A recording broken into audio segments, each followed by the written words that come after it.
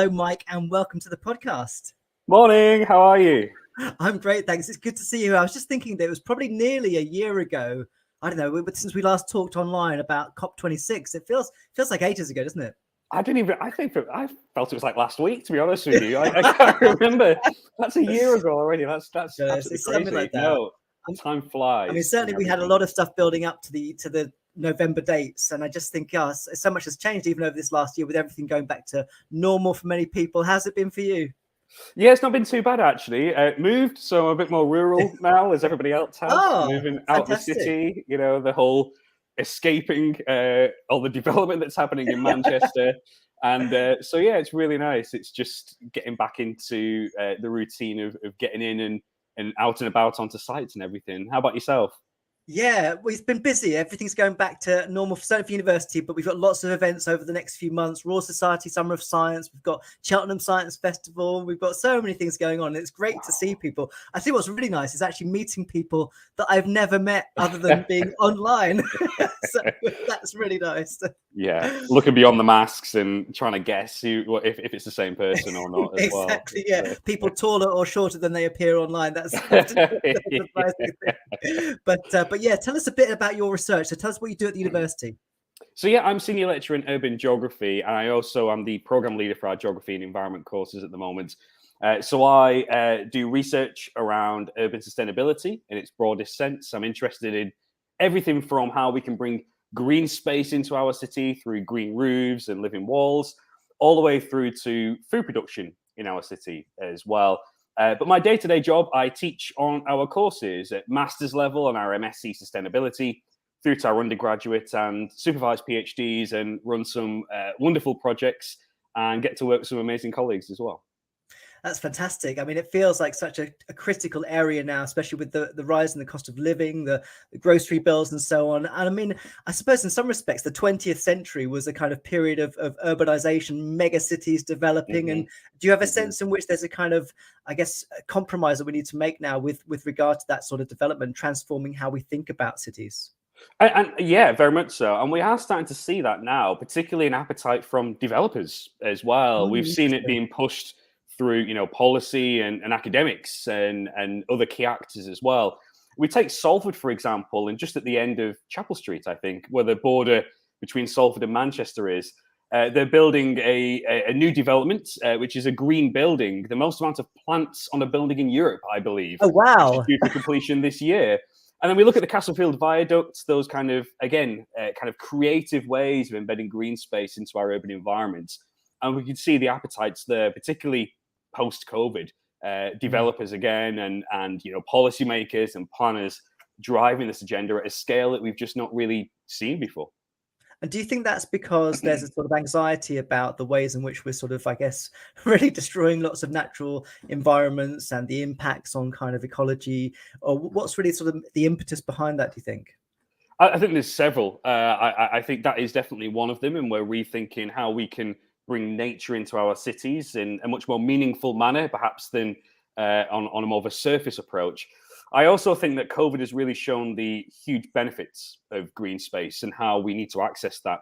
I mentioned before the reason I moved out of the city is one of the reasons is because of the lack of green space and the impact on mental health. I lived in an apartment during COVID, during the lockdowns, and it really showed me the need and my appetite for green space at scale. And what we're starting to see now is, again, planners, policymakers, other key actors looking at bringing this in at a larger scale in different ways into the urban fabric, being aware of, land use pressures and development as well. Again, things like the Castlefield Viaduct as a way of tackling health issues as well, giving people access effectively to green space, which again doesn't solve everything, but it's there's a lot of papers out there, in fact our own in the British Medical Journal, that shows that it can have a huge impact on people's physical, mental and general well-being too. It seems so crucial, doesn't it, at this time? And I think, again, people still starting to wonder how they sort of develop new habits after COVID, try to adjust to a new world. And I guess one of the things that always fascinates me is how people get into their research area. So tell us a bit about your journey into this area. So I'll be honest with you, I never wanted to be a researcher originally. Right. I was gung-ho on a military lifestyle, believe it or not, back in the day. Yeah. And I got to go to the Falklands and everything. It was quite an Oh, interesting wow. journey, and fell into academia by accident. But I had the most amazing journey ever. I mean, my PhD was fantastic. I did it down in Birmingham.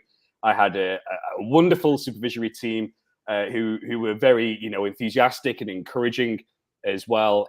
And I actually started by looking at radical activities like guerrilla gardening. So people who are so fed up with the lack of green space in our cities that they went out there and colonized land without permission, almost Wow. illegally.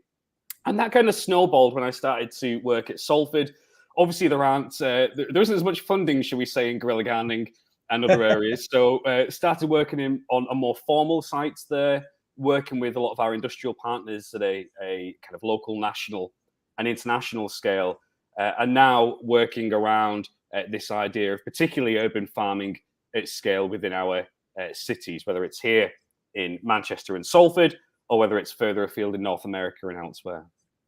So did you have a sense that sort of guerrilla gardening and this, I guess, what was and probably still is quite a radical approach to reorganizing society? Did that sort of resonate with you? Was it something you felt you believed in at an early stage and thought this is something we need really urgently? Yeah, very much so. It really showed me that, there were people out there who were so passionate about our cities, our environments, that they were willing to risk, not all, but, willing to put their kind of maybe even jobs on the line in some cases, given their backgrounds and, pushing the boundaries of what we could do. They were fed up with the bureaucracy, the insurance, the costs, the risk assessments, the soil testing that you needed to do. And so literally would finish their 9-to-5 jobs and go out on an evening and get stuck in. And the things they did was really transformative. We often think of guerrilla gardening as, small scale and a bit of fun. But actually, if you look at the projects, the schemes they did, they had a huge impact on their communities and themselves as well. And that really enthused me about this area, and particularly following a lot of those groups through to when they formalized and were able to even scale up their operations even further.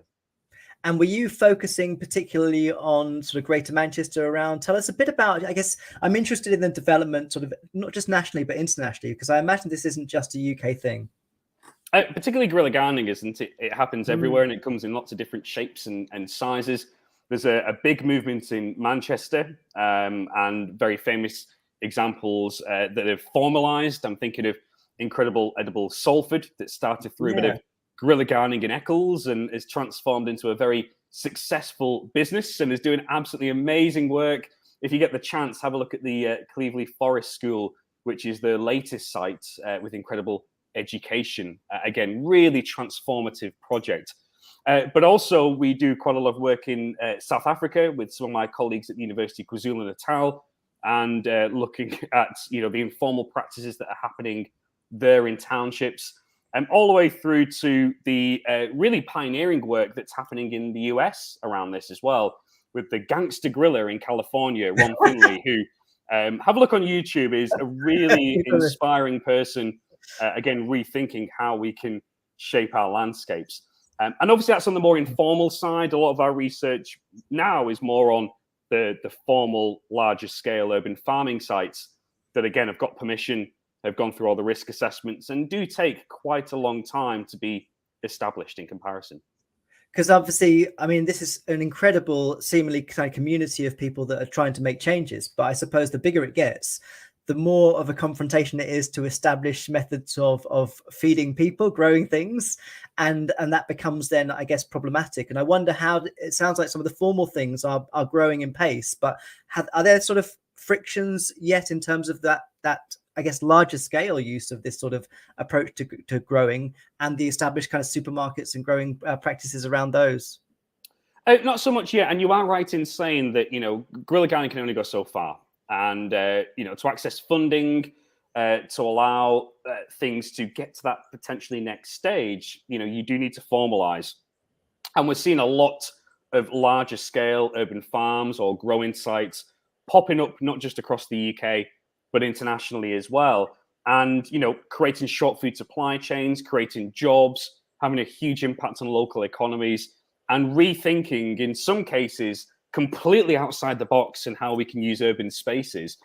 Just a plug for Farm Urban, actually, in Liverpool, who are doing amazing work around that and growing underground even using technology. Yeah, really, really cool. But where? What sort of places? That's near to Albert Dock. So they're in the UTC there, and we run student field trips there every year. A really forward-thinking project that is, again, using leftover space. But they haven't really, no project's really got to that scale where they're necessarily in competition, or working with supermarkets in that sense. It's really adding value to the existing agricultural system, bringing food closer to urban inhabitants. The social value is immense. And yes, we are starting to see some projects providing their goods to, smaller scale supermarkets, in some cases larger ones as well. And that's potentially where we're going to see a big shift going forward. A lot more of that happening, a lot more around maybe that economic value of urban farming at scale. I mean, I'm really interested in the social value that you mentioned, because I can conceive that by being part of these growing communities, it establishes and reinforces a sense of community. Tell us a bit about that social value. It's huge, and there are lots of studies out there done by colleagues, other institutions, both in the UK and elsewhere, that have shown just the immense value of these as a hub, really, for bringing together communities, often fragmented communities in urban environments who might never have known each other before, where they hold regular growing clubs, potentially for elderly people who otherwise would be socially isolated, and that acts as a tool for bringing people together and as an asset for that community as well. All the way through to the aesthetic benefits on a very basic scale of transforming leftover, underused land and allowing it to flourish, often with a small business embedded within it as well. I mentioned the Cleveley Forest project before, which is in Salford, and that has polytunnels. It grows food that is sold at the shop on site. They've got a coffee shop on site as well. They have volunteering. They work with the community through social prescription as well. And that's a great example of what you can do with even the smallest space, with a huge social value impact that can have, not just for the immediate neighbourhood, but for more widely across Salford and even potentially the region as well. That's really fascinating, especially I think that idea of sort of social prescription. And tell people who don't know much about that, tell us what that means exactly. So social prescription, we actually have a unit at the University of Salford with colleagues over in the Health and Society School who lead that. And in fact, I think the conference is on today as we're speaking on social prescription. But social prescription is beyond kind of the green agenda, but it's this idea of these activities being used, particularly for people who might be suffering from social isolation or mental health issues, as a way, alongside maybe traditional treatments, of tackling some of these issues in our communities. And it's really blossomed over the last few years within the urban agricultural scene, given the fact that these sites, there's lots of papers to show they provide a huge amount of value. People who are involved on a regular basis generally are happier, are healthier, will perhaps not access GP services as much or A&E services as much as well. I'm not trying to say it's a magic fix by any means, but it certainly adds value and takes pressure off the more traditional system. But if you're interested in that, I would definitely urge viewers to go and have a look at the Salford Social Prescribing Hub and look at some, again, of the pioneering work that the occupational therapists, the nurses, and some of my colleagues in public health are also doing in that arena. Fantastic. And turning to the impact case study. So this series this season is a Research Excellence Framework impact series where we talk about the case studies that the university submitted. And one of them was led by you, I know, in collaboration with Dr. Richard Armitage and other people that were involved. But set the scene for us. I mean, first of all, I always like to sort of say to people, is when did it kind of begin? When did you have a sense in which the impact journey was starting for you? It's a really good question. It's really difficult to pinpoint that, isn't it? It's such a long journey coming through. And yes, what I'm very kind of proud about with this impact case study is it is very interdisciplinary. We have nurses, we have spatial, people kind of spatial skills and mapping skills coming in as well. So it really brings together several schools from the institution, linking through all of our work over the last, God knows how many years, for a while anyway. So really difficult to pinpoint when that started. But, I think it kicked off back when I started at the university, if I'm honest with you, and spiraled from there. And this kind of narrative, if you will, or red thread of mainstreaming urban agriculture, supporting it through policy tools, through enabling environmental change, behavior change as well. It's something we've tried to do across the projects we've been working on, whether that's at kind of a hyper-local level, national level, or even the international scale as well.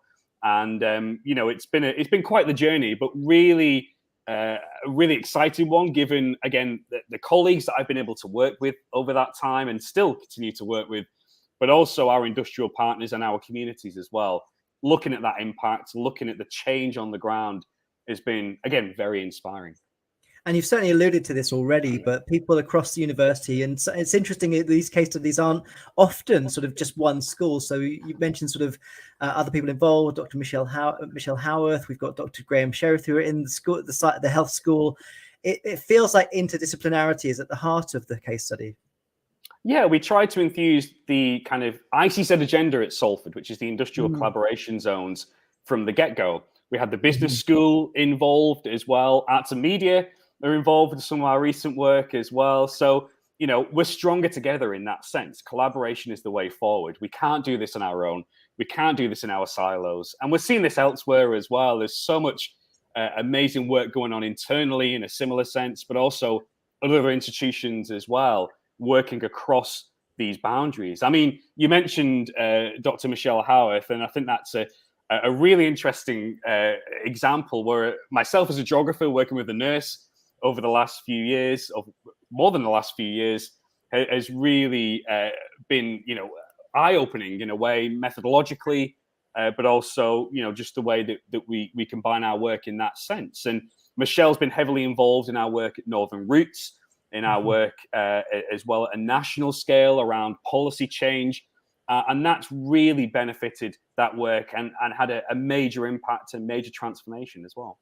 Well, I want to come on to the policy change a little bit later, but just lay out for us what you see as the kind of principal impacts of the case study, the work that you've done. I know there are sort of far-reaching things, but what are the kind of key highlights for you personally? Yeah, I think the main thing is translating that theory to practice and making that environmental change has been the key focus of our case study, where we've been able to look at models for upscaling urban agriculture. We know that it's very, very difficult to do, should we say. And there's a long history of case studies that have perhaps tried to do it and unfortunately have failed with quite a lot of debt and quite a negative impact on communities as well. And so one of the kind of key elements of our case study was the work that we've done with communities, with stakeholders, with our partners to make sure that the data informs the models that are being used on the ground, that are transforming these environments to make them sustainable in the long run, to create jobs, and to allow this practice to flourish at the scale that it should, in a sustainable manner as well. So that's kind of the key element there. And I think Northern Roots is one example of that, which I mentioned before, which is such an exciting project. And every day, something new is happening with it. And we were involved since 2017, working on the initial concept and did a lot of the business modeling with our colleagues at FoodSync, who is, again, one of our industrial collaborators that we work with quite a lot. And now they're building the visitor centre. They're employing an urban farm manager and doing some, again, really forward-thinking work, groundbreaking stuff there in the heart of Oldham. I mean, that sounds incredible that jobs are being created around this sort of work. It's becoming far bigger than it was before.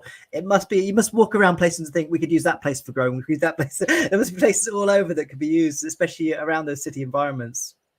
Very much so. And as part of our work with Northern Roots, Anna De Silva, who's the director now, realized this. And part of the work that we did was to produce a toolkit that would allow other projects to kind of, input the land, input the different assets they wanted to create, and almost model these spaces in a somewhat approachable manner, should we say? Because yes, we do have a lot of these leftover spaces, There are lots of barriers to using those leftover spaces, soil contamination being a big one, and all the bureaucracy behind it as well, who owns the land, all the risk, all of the consultation. So it can be a very lengthy process. But our aim going forward is to make that easier and to work not just with our industrial partners, but with other institutions as well. Because the end goal is we want this to flourish. We want it to have an impact on communities. We want to create jobs, and we want it to be done in the right way where possible. Yeah. I mean, one of the things I'm curious about is what advice you would have for someone that just, hears this, thinks it's fantastic and would like to get started. I mean, the link between the guerrilla gardening and these more formal settings, I think, is interesting. Is there a kind of progression from one to the other, or do you need that kind of community of people that are mobilizing and activating before you can get into that bigger setup? It's a really good question. There are loads of different ways of getting involved in this, and some do start through guerrilla gardening. So some communities where they've maybe got a friends group, or they want to do something a bit more informally, and they don't want to wait till go out there and do it. And evidence shows through some of our own research in Canada and elsewhere as well, that often these groups do formalize and then, become a bigger entity, as I've mentioned a few times already. But some groups, you can approach your local authority. Local authorities, particularly Oldham Council, Salford as well, Manchester, very forward-thinking and enabling around this. There are often funds that they have access to allow for maybe some smaller scale activity that then could be scaled up, like a community garden or an allotment in some cases as well, to test kind of the water, if you will, to get people involved, and to do it at the right pace instead of just plonking in a large-scale urban farm with cattle and everything else, which completely doesn't fit with the community. So my advice in that case would be, if you want to get involved in guerrilla gardening, definitely don't read my book, actually. Read Richard Reynolds' book. No, because my book's nowhere near as entertaining as his. Richard Reynolds, his is a lot more accessible and a lot more colourful as well. And I think it's only £5 on Amazon. But it's a really good book, and it tells you how to get involved in guerrilla gardening at the outset. But if you want to get involved in urban agriculture, some of our colleagues over at Lancaster University actually did a really interesting paper that came out that looked at the potential leftover spaces in cities across the UK.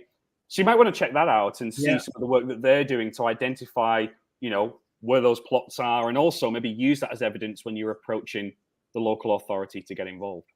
I mean, I think it is such a sort of radical idea. And we've talked before about the work you've been doing with schools as well, about setting up farms in schools. And I suppose to me, what's really interesting is that it sort of is a very different way of looking at nature and looking at space. And I sort of wonder, I mean, I grow things in my garden and have gone through a transition where I don't really value much flowers anymore. I just want to have space to grow things that can be then eaten afterwards. And it's, I wonder how much of what needs to happen is that transformation at the very sort of fundamental educational level, getting kids involved with growing. Tell us a bit about how you see that. Yeah, no, it is important, particularly in schools that perhaps don't have access to green space as much as others. I mean, I'm from a similar school to that. I'm from St Helens originally, first generation to go to university. And, I think that would have been of extreme value to myself, having a community garden plot at primary school level or high school. And there are programs from DEFRA at the minute and elsewhere that are looking to, again, scale up these types of spaces and linking them to the curriculum as well. I was only speaking to some primary school teachers last week as part of a CPD event, and a lot of them were mentioning how now they've got plots in their schools. They're embedding it into the curriculum as much as possible, and it works really well. And they were emphasizing, as you just mentioned, the need to do this at an early stage to get younger children involved, to understand where food is coming from, to get them hands-on with this as well. We try and do our best as well. We go out and do a lot of seed bombing in schools, which is getting the hands dirty, getting them enthused about growing and sustainability too. And I definitely think there's a lot more that can be done. I don't want to harp on about Oldham Council again too much, because I keep saying that they are really forward-thinking. You look many years ago, and we've just had a book chapter come out on school farming, actually, and the history of it. And Oldham Council, again, really pushed this agenda quite a while ago now, and really focused on doing this in schools and, trying to, again, connect food to the curriculum and getting younger students involved in that as well. So very passionate about that. I think there is some funding out there. And I know at a Greater Manchester level, Andy Burnham has put out some funding at the moment for green infrastructure at smaller scale or larger scale that I believe schools and community groups could tap into to enable a lot of the things that we're speaking about today. Maybe not the guerrilla gardening, though. It might just be the more formal stuff that they can get the funding for. I mean, it certainly sounds incredible that that's happening. Tell us a bit more about the international. We don't have a lot of time left. I want to hear a bit about the international work that you've been doing. How does this UK-based stuff feed into that? So quite a lot. We've had some European projects over the years, Urban Agriculture Europe, Urban Allotment Gardens in Europe, being able to explore innovative practice on our continent and to learn lessons and to exchange knowledge. We've kind of replicated that at international level with, I mentioned before, the University of KwaZulu-Natal in South Africa, where we've done work across Zimbabwe, Kenya. We have researchers in Nigeria who are looking at this and are doing some, again, just groundbreaking work around looking at how they're scaling up urban agriculture in Lagos and very pressurized cities in that case, 26 million people and rising, all the way through to North America, where they are really leading a lot of this larger scale urban agriculture, connecting to restaurants, doing it at a much larger scale, arguably more mainstream than perhaps we are at the moment, given they've got a lot more space and the way that they do their planning is a bit different as well, perhaps a bit easier there. But we're learning lessons, and I guess about that knowledge exchange, particularly what can we learn, from our colleagues in South Africa, North America, and Europe. What can we do here better, and vice versa as well. And we're hoping to scale that up in the future, and particularly looking at more exotic produce that we can grow here, and pushing the boundaries of urban agriculture that bit further if we can. I mean, you've touched on it a little bit already. You're talking about Andy Burnham and that sort of support from local political councils, and I wonder how do you as a researcher interface with policymakers? I mean, did it happen organically, or was it something you had to really sort of drive? No, it's been in lots of different guises, I guess. Sitting on food boards or policy councils. I do some work with the Manchester Climate Change Agency as well. So there's opportunities there at that local level, at the national level, working with similar agencies and internationally too, through UNESCO, for example, over the years. So there's lots of different kind of mechanisms, if you will. Gatekeepers, I guess, and working with some of our industrial partners who have then, been able to work with these policymakers and leaders as well. Working with those ones, particularly with progressive, and Salford, very, very, again, forward-thinking, very enabling of things like urban agriculture, giving support where they can, identify new spaces for projects as well. And again, working with our industrial partners like FoodSync, who really have been transformative. The work that they do in Greater Manchester, running the Manchester Food Board, being active in communities as well, has allowed us to influence that environment the best that we can through our research. And so many more, the cities of this world, the real food within shores. I could go on, but I think it's the power of those is almost gatekeepers in a way, and actors in this, not just merely us as a university. It's a complex network, lots of informal discussions, as well as through those more formal boards too. I mean, I think that's a really interesting part of it is sort of situating yourself within a network as a researcher, not doing it just on your own, because it can't be done on your own. But I want to just finalize, ask you a question about the future. I mean, it sounds like there's so much to be done and it must be just completely all consuming. But I suppose 10 years from now, what would you hope to have been achieved? What would you like to say, we got that done? Yeah, I would love to see more of these larger scale urban farms that are sustainable and creating jobs in communities and making change. I'm not trying to say we're ever going to feed our cities through these, but the evidence out there, including our new paper that's just come out as well on this in agronomy, shows that, whether it's a high-tech urban farm, whether it's more of a mundane space, or whether it's got animals on, it provides a huge amount of social, economic, environmental health benefits to communities.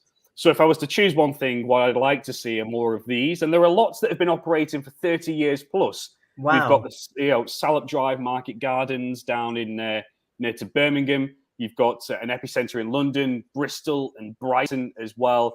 And I'd like to see more of these in the north, like the Woodbank Farm by the Kindling Trust in Stockport, working together and helping communities to connect more to the food system.